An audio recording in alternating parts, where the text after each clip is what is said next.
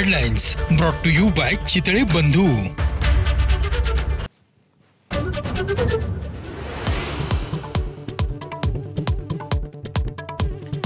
ठाकरे बंधूंमध्ये जागा वाटपाच्या चर्चांना वेग। मुंबई महापालिकेसाठी ठाकरे बंधूंची रणनीती। येत्या 2 ते 3 दिवसात जागा वाटपावर शिक्कामोर्तब होणार, सूत्रांची माहिती।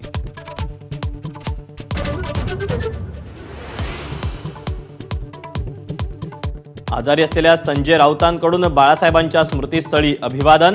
आजारी असतानाही पहिल्यांदाच सार्वजनिक स्थळी दाखल, भाऊ सुनील राऊतही उपस्थित।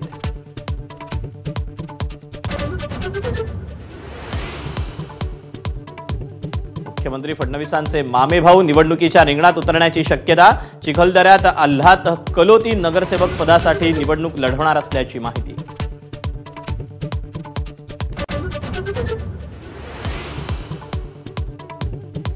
बारामतीत पुन्हा एकदा पवार विरुद्ध पवार। शरद पवारांच्या राष्ट्रवादीला वंचित आघाडीची साथ। अजित पवारांविरोधात सर्व पक्षांचं पॅनल उभं राहणार।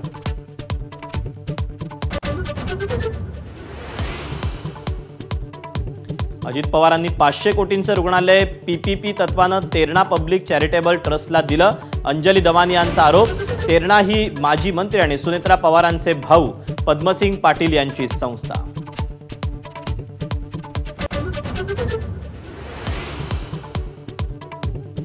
मुंबई ठाणे नवी मुंबईला पुरवठा करणाऱ्या गेल कंपनीच्या सीएनजी गॅस पाईपलाईनमध्ये बिघाड। रिक्षा टॅक्सी बसवर परिणाम। घरगुती पुरवठा सुरळीत राहणार, गॅस कंपनीचं आश्वासन।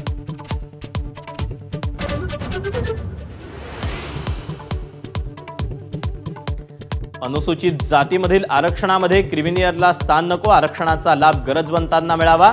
सरन्यायाधीश भूषण गवई यांचं मोठं वक्तव्य।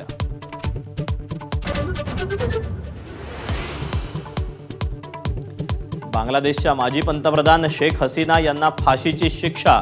2024च्या हिंसाचार प्रकरणात दोषी। आंतरराष्ट्रीय गुन्हे लवादाचा मोठा निर्णय।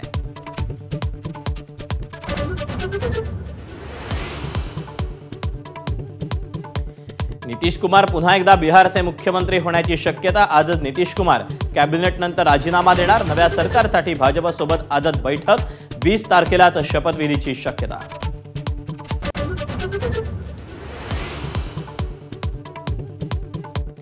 सौदी अरेबियातील मदिनाजवळ डिझेल टँकर आणि बसचा भीषण अपघात। अपघातात 45 भारतीयांचा मृत्यू।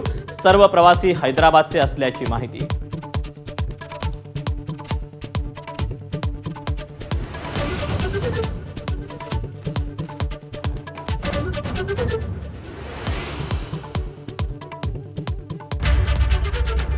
कॉटन किंग स्टुडिओ मधून तुम्ही पाहत आहात एबीपी माझा।